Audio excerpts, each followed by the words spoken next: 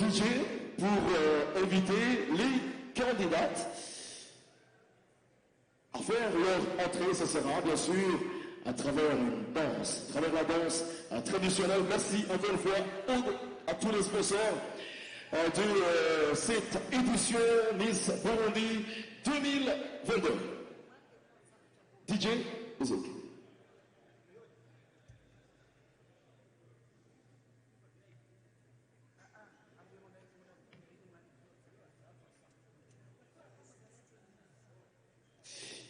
Anatole.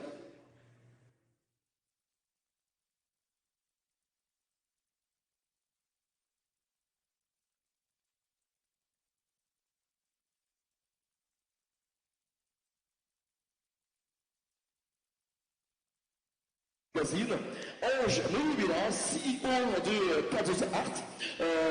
Isaac également qui est avec nous, le directeur exécutif de Chopin Solutions et Dr.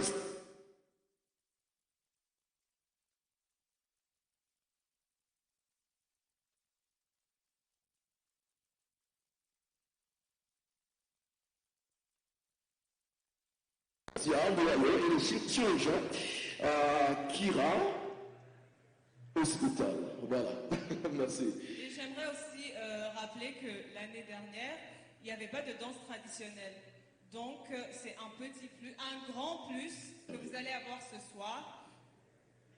Ikirundi umwaka uheze nticyari gihari abakobwa ntibatanze ikirundi rero nakabijya kuko tugiye tubabone bambaye imputano tugiye tubabone baberewe cyane mubitegurire.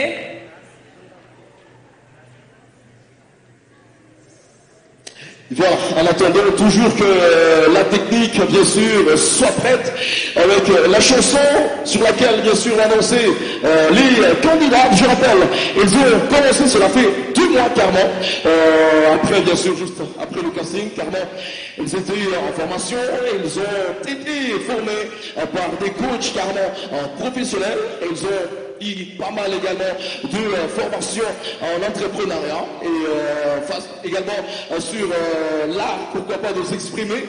Parce que également parler, s'exprimer surtout devant le public pour la toute première fois, ce n'est pas facile. Et donc ils ont eu également de formation par rapport à cela. Vous allez le voir quand ils vont commencer à présenter leur projet.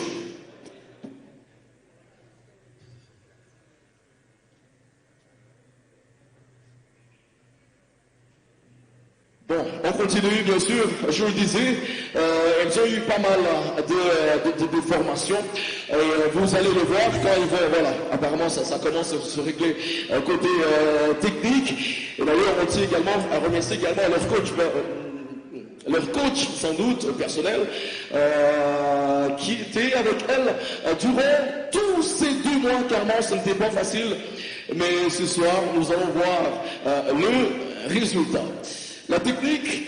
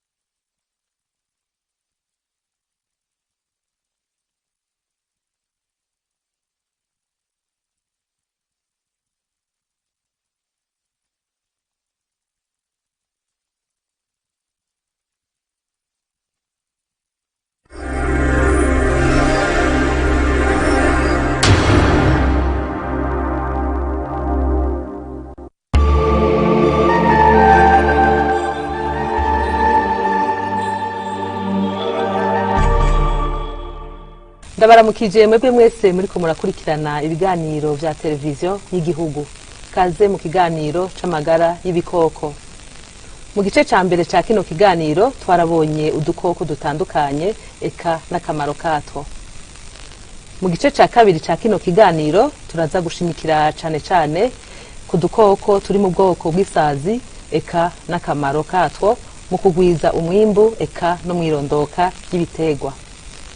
Mbega ingaruka mbi zibonekeza igihe utwo dukoko tutabonetse nizihe? Mbega nibihe bibangamira utwo dukoko? None ni gute twokingirwa?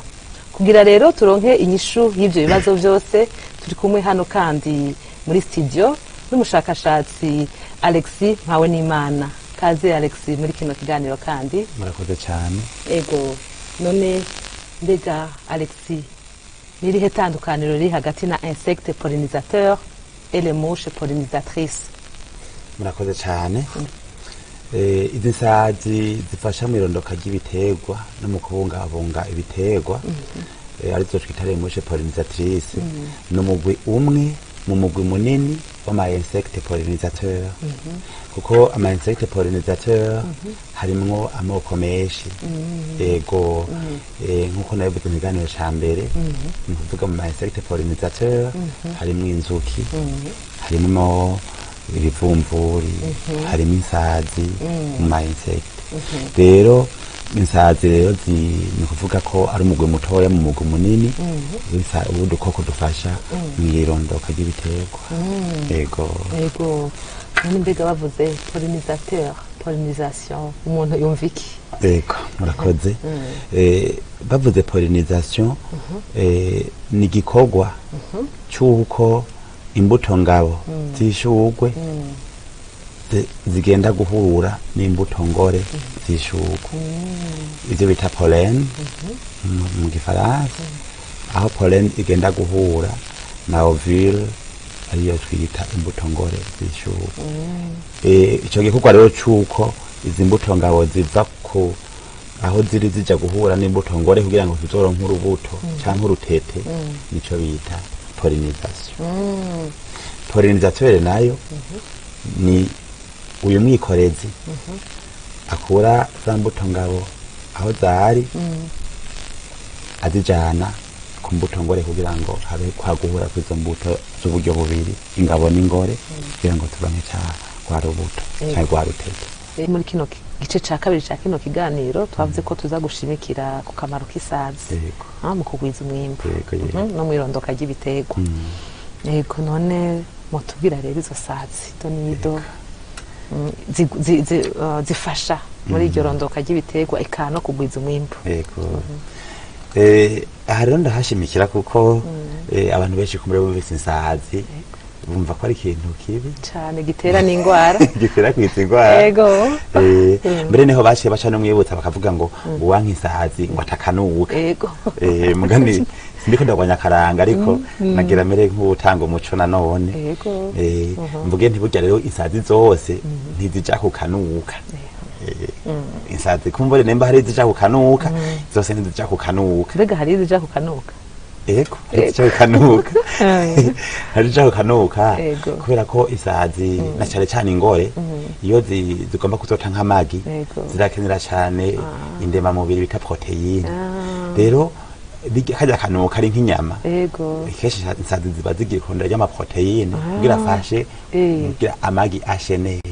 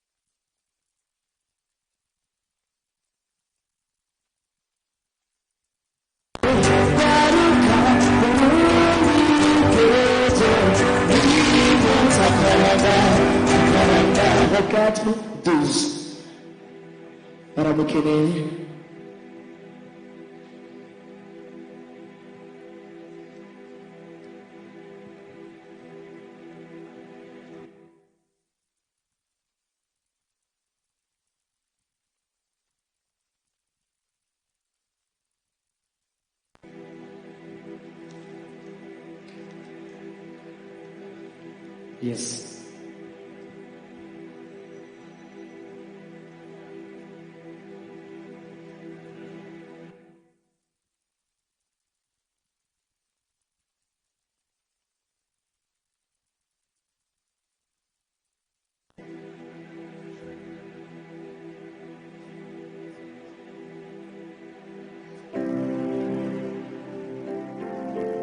Yes.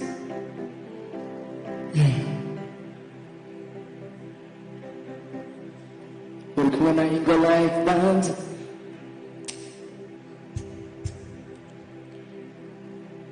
Yes. Yes, sir.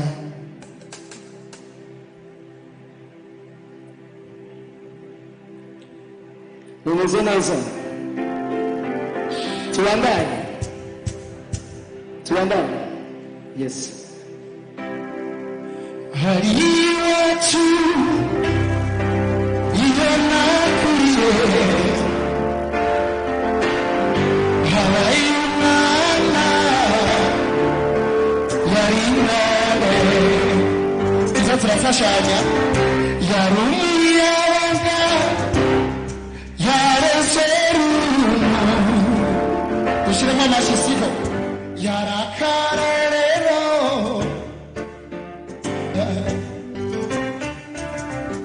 yari umukirisu ntiyasiba misa,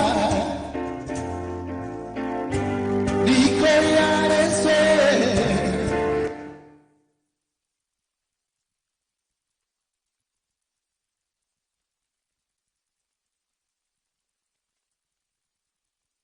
Ntiyaje mu turirimba n'ipesi ngo wiki yitwa